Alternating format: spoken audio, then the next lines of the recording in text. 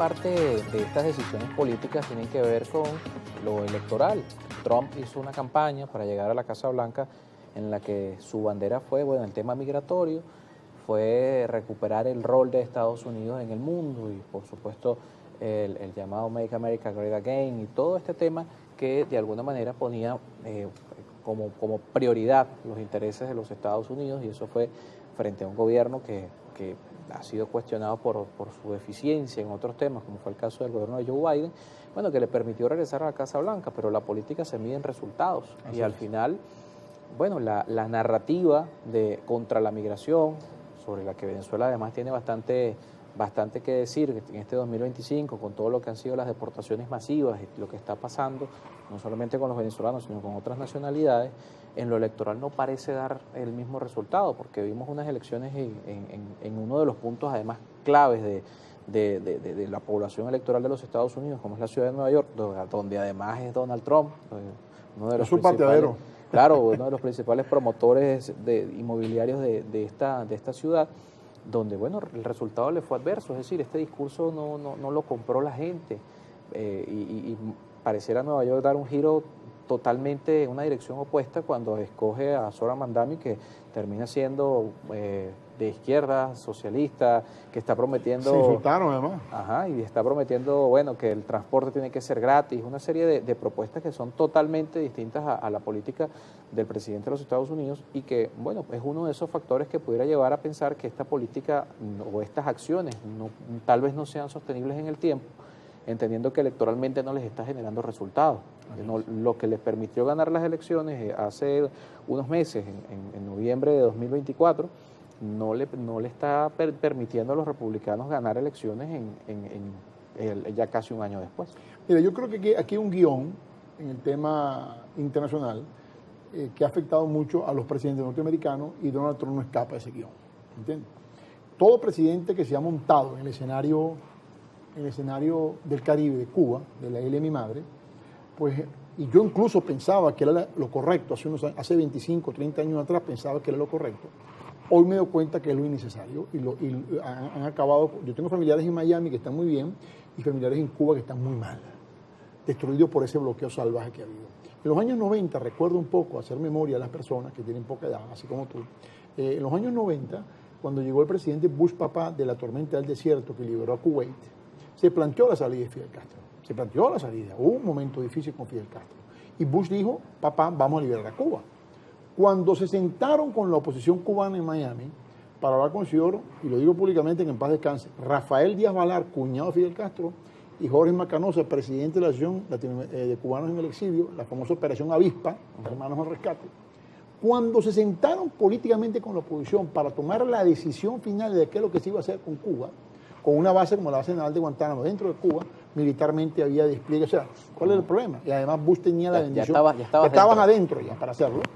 El escándalo político en Miami fue tan grande que James Baker, secretario de Estado de los Estados Unidos, le dijo al presidente Bush, no te metas en ese lío, deja que Fidel y Cuba resuelva su problema. Bueno, ese fantasma vive en el espíritu de Marco Rubio, y Marco Rubio quiere evitar con Venezuela los mismos errores que con Cuba, a lo cual son de mayores consecuencias para los Estados Unidos. ¿Por qué? Porque tienen el petróleo venezolano, que es el principal problema que tienen los Estados Unidos. Pero cuando tú llegas en Texas y sacas la cuenta, sumas y restas y divides, y dices, señores, aquí quedan son 5 años de petróleo, ¿verdad? A 49 costos, y tienes 50.000 pozos petroleros al sur a 8 costos, ¿qué vas a hacer? O sea, ¿dónde te vas a meter? ¿Vas a seguir apostando a un señor en la calle 8 que dice que Maduro se va a pasar mañana y que presionemos ahora que ahora sí el avión salió, que los marines, el Capitán América, Rocky Balboa, todo el grupo viene para acá? Cuando es totalmente falso, y generando una campaña de desinformación y terror en el público. Yo les puedo asegurar a ustedes con responsabilidad que aquí no hay ninguna acción militar que valga, que no sea una presión psicológica y un gran acuerdo político donde se aplica la teoría del loco. Ojo, ese libro existe, señores. La teoría del loco, en cual presionas de una manera tal como está haciendo Trump para llegar a un acuerdo político. Mejorar tus condiciones en esa que está mesa Trinidad, ojo, punto 1 Trinidad, punto 2 el petróleo venezolano, y olvídense que está totalmente descartado, y lo puedo decir con propiedad por información que manejamos nuestros lobistas en Estados Unidos, en Washington, que la salida de Maduro está planteada. Eso no está planteado. La que está planteada es la salida de Marco Rubio. Esa sí está planteada. En cualquier momento, si esto nos da resultados, Marco Rubio puede tener el mismo futuro que está teniendo Zelensky en estos momentos, producto del desastre de la corrupción que hubo en Ucrania. Vamos a revisar algunos mensajes que nos llegan a través de las redes sociales. Recuerden que ustedes pueden acompañarnos con tus mensajes en Telegram, @primerapagina.gb. Por acá Gilberto Velázquez nos escribe. Hace poco senadores llamaron a los militares a no obedecer las órdenes contrarias a la ley. Trump los llamó traidores y merecedores de la muerte. Aquí se ha hecho lo mismo.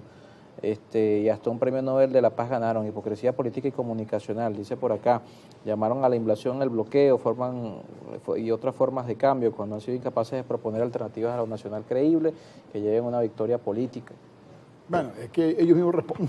O sea, lamentablemente es así, y yo siento que tanto el país venezolano como el país norteamericano no está comprando ese discurso de la invasión. Está en este momento un 80% de rechazo a cualquier invasión a Venezuela.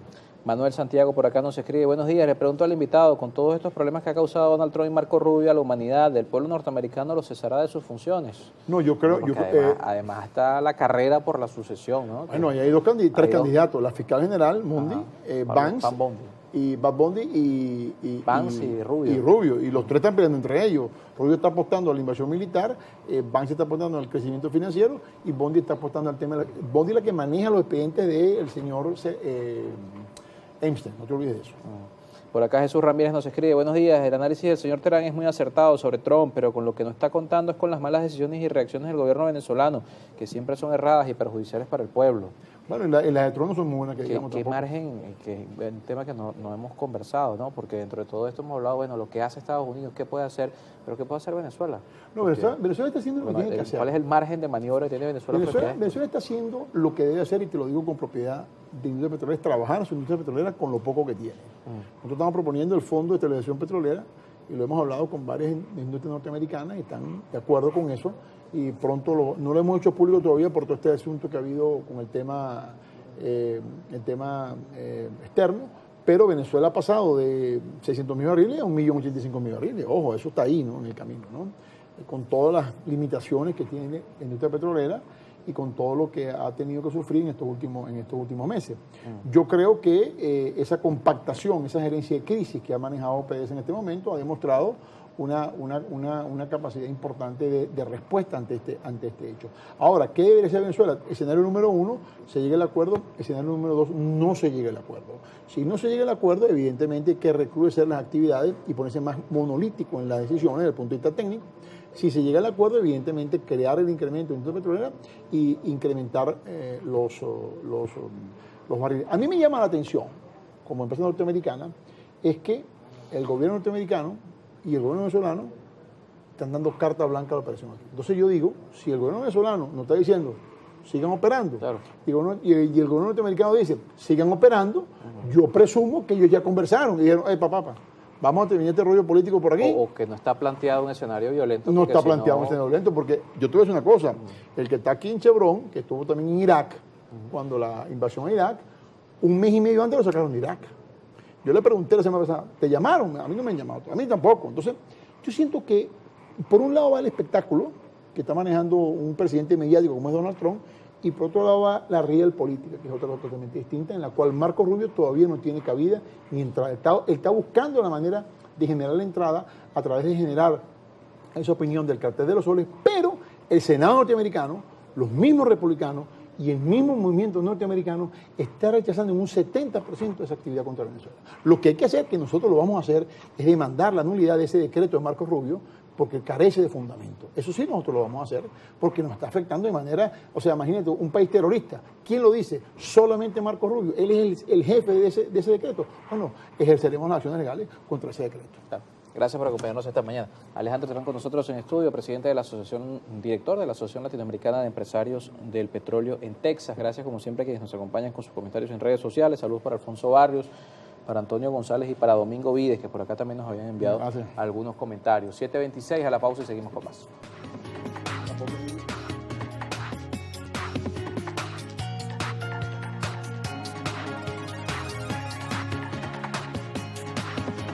Usted está disfrutando de Primera Página.